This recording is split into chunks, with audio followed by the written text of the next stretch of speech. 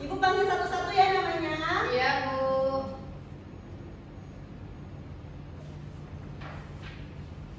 Rizky Umi Khairia. Hadir. Anggun. Hadir. Cindy Cintarini. Hadir, Bu. Siti Fadilatul Hayu. Hadir semua ya? Hadir. Bagus. Nah, untuk meningkatkan rasa nasionalisme kita, mari kita menyanyikan lagu Garuda Pancasila. Hafal semuanya? Hafal. Ayo berdiri terlebih dahulu. Semuanya berdiri. Ibu hitung 1, 2, 3 kita mulai ya. Ya, Bu. 1, 2, 3. Garuda Pancasila, akulah pendukungmu, patriot proklamasi, sedia berkorban untukmu. Pancasila dasar negara, rakyat adil makmur sentosa, pribadi bangsaku. Ayo maju, maju, ayo maju, maju, ayo maju, maju. Baiklah, duduk kembali ya. Ya, Bu. Nah, sebelum memasuki materi, Ibu akan menjelaskan terlebih dahulu tujuan pembelajaran kita hari ini ya. Baik, Bu. Yang pertama, peserta didik mampu memahami penyebab bumi berubah karena aktivitas manusia. Yang kedua, peserta didik mampu mengidentifikasi penyebab aktivitas manusia dapat merusak lingkungan. Dan yang ketiga, peserta didik mampu menjelaskan dampak kerusakan lingkungan terhadap kehidupan manusia. Nah, sebelum memasuki materi, kita melakukan ice breaking terlebih dahulu ya. Ya, Bu. Lihat Ibu dulu ya, nanti baru kita lakukan bersama-sama. Tepuk 1, yes. Tepuk 2, oke. Tepuk 3, semangat. Tepuk 4, konsentrasi. Tepuk 5, siap belajar. Bisa? Bisa. Ya, kalau bisa kita berdiri semuanya. 1, 2, 3. Tepuk 1. Yes. Tepuk 2. Oke. Tepuk 3. Semangat. Tepuk 4. Konsentrasi. Tepuk 5. Siap belajar. Boleh duduk kembali. Sudah siap belajarnya? Siap. Baiklah anak-anak, materi kita hari ini adalah bab 8 tentang Bumiku Sayang, Bumiku Malang. Topik B, oh lingkunganku jadi rusak. Nah, Ibu mau nanya nih, bagaimana bumi berubah karena aktivitas manusia? Bagaimana bumi bisa berubah karena aktivitas manusia? Apa penyebab kerusakan pada lingkungan? Bagaimana dampak kerusakan lingkungan terhadap lingkungan manusia? Nah, sebelum itu, Ibu akan menayangkan video, maka kalian akan tahu jawaban dari pertanyaan ini. Bentar ya.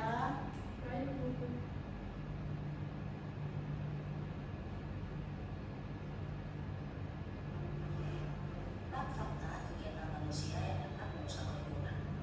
Dalam kehidupan sehari-hari, kita perlu memelihara, menyayangi, dan menjaga lingkungan tempat kita hidup.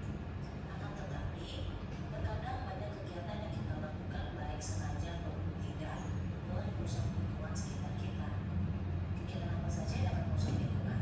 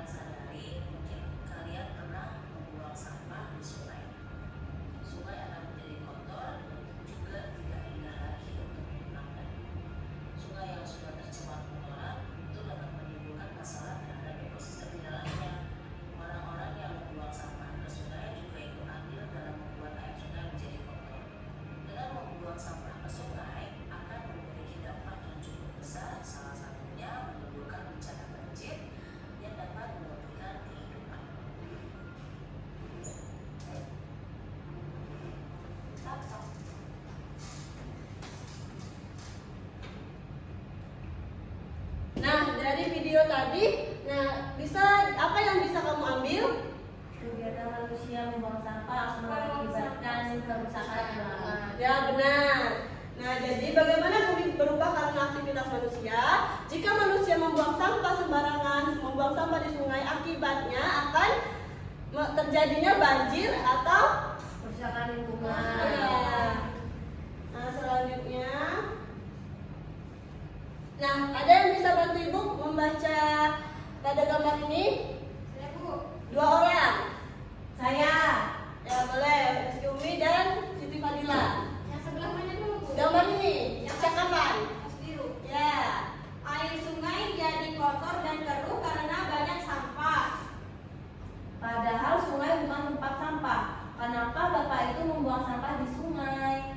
Nah, dari teks tersebut kita dapat mengetahui bahwa ada seorang bapak yang membuang sampah sembarangan di sungai sehingga dapat menyebabkan pencemaran pada sungai. Nah, ada yang bisa membaca teks di sampingnya itu? Saya Bu, Ya, kepada Anggun. perubahan di lingkungan bisa terjadi dengan cepat atau perlahan-lahan. Perubahan dengan cepat mengakibatkan perubahan lingkungan yang dapat dilihat dengan segera. Misalnya, perubahan lingkungan karena bencana seperti gempa, gunung meletus, atau tanah longsor. Berbeda dengan perubahan lingkungan yang perlahan yang efeknya dapat terlihat dalam jangka waktu yang lebih lama. Perubahan lingkungan secara perlahan bisa disebabkan oleh aktivitas manusia. Berbagai kegiatan manusia dapat menyebabkan perubahan lingkungan tanpa kita sadari.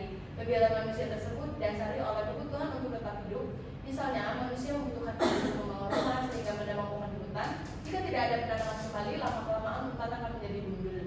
Nah, dari sini kita dapat mengetahui bahwa perubahan lingkungan itu dapat terjadi karena alam atau karena Manusia. Jika terjadi perubahan lingkungan karena bencana seperti gempa, gunung meletus, atau tanah longsor, itu terjadi dengan cepat. Nah, sedangkan jika dilakukan oleh manusia itu, efeknya akan lama-kelamaan itu akan muncul. Nah, selanjutnya itu yaitu sampah dan manusia. Nah, hampir semua aktivitas manusia akan menghasilkan sampah. Jumlah manusia yang bertambah juga menyebabkan semakin bertambahnya sampah yang dihasilkan. Beberapa sampah mengandung bahan yang membutuhkan waktu lama untuk terurai. Contohnya plastik. Plastik akan tetap menjadi sampah untuk waktu yang lama. Sampah plastik yang tidak dikelola dengan baik, misalnya dibuang ke sungai, akan mencemari lingkungan.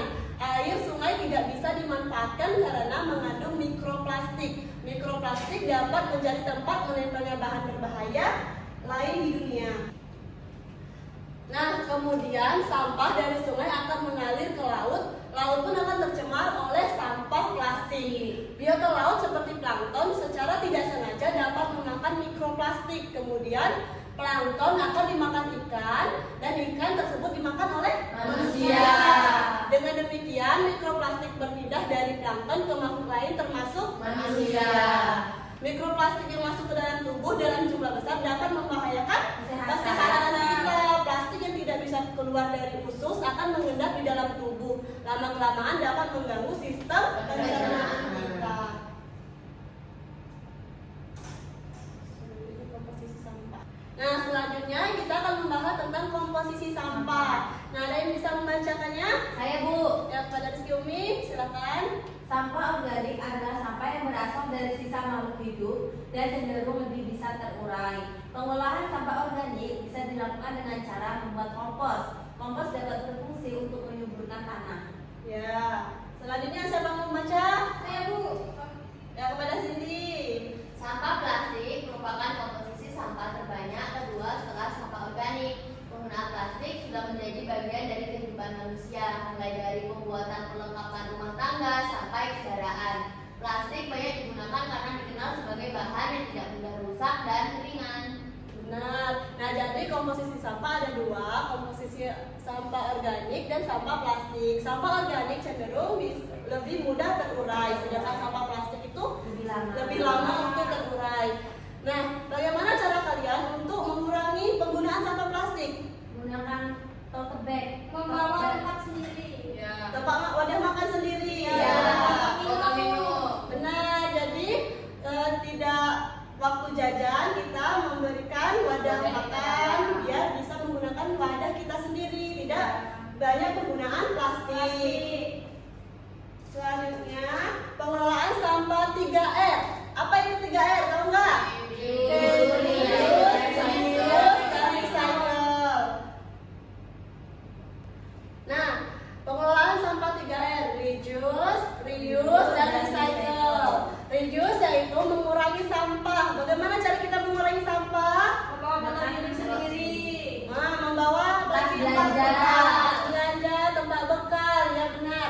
Reuse yaitu memanfaatkan kembali barang yang masih bisa digunakan. Bagaimana?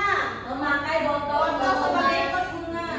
Iya, botol bekas bisa dimanfaatkan untuk wadah Oh. sebagai wadah pot. Recycle yaitu menggunakan sampah untuk dilakukan daur ulang sehingga menjadi sesuatu yang lebih bernilai. Baiklah, itu tadi materi kita hari ini. Selanjutnya yaitu pengerjaan LKPD. Nah, di LKPD ini akan Ibu bagikan menjadi 2 kelompok. Nah, untuk pembagian kelompoknya berhitung dari 1 sampai 2, lalu kembali lagi ke nomor 1 sampai 2 ya. Baiklah, dimulai dari Rizky Umi. 1, 2, 1, 2. Nah, untuk yang kelompok 1 yang nomor 1 dan yang kelompok 2 itu yang nomor 2. Dia bergabung sama temannya. Baiklah, Ibu akan membagikan kertas LKPD pada tiap kelompok. Ini kelompok 1, dan ini kelompok 2. Nah, bisa kalian lihat pada halaman berikutnya itu, halaman 4, itu terdapat cara penggunaan LKPD. LKPD apa itu LKPD? Lembar Kerja Peserta Didik. Nah, cara penggunaan LKPD yang pertama, berdoalah sebelum mengerjakan LKPD. Dan yang kedua, tulis nama pada kolom yang telah disediakan pada LKPD. Dan yang ketiga, cermati kegiatan dan jawablah dengan percaya diri. Nih, ada nama kelompok di sana. Kelompok berapa? Kelompok 1 misalnya. Namanya Rizky Umi Khairia dan Sini Ciptarini. Nah, pada kegiatan ini perubahan lingkungan akibat kegiatan manusia. Nah, di sini Ibu mau kalian menganalisis kegiatan manusia dan perubahan di lingkungan dari perbuatan manusia itu. Misal, kegiatan manusia membuang sampah di sungai. Perubahan di lingkungan dapat mengakibatkan banjir. Nah, baiklah, sekarang silakan mengerjakan LKPD dengan kelompoknya masing-masing ya. Nah, tulis kelompok 2 namanya, jangan lupa. Nah, coba baca perintahnya. Perubahan lingkungan akibat manusia. Kegiatan manusia. Nah, kegiatan manusia apa yang dapat mengakibatkan perubahan di lingkungan kita? Pembuangan limbah. pabrik rumahan. Akibatnya apa? Dapat mencemari sungai dan Nah. lingkungan sekitar rumah. Baiklah, Nana, gimana? Apakah ada yang kesulitan mengerjakan LKPD? Tidak. Sudah selesai semua? Sudah. Nah, sekarang presentasikan. Siapa yang mau mempresentasikan terlebih dahulu? Kami, Bu. Kelompok 1 boleh maju ke depan.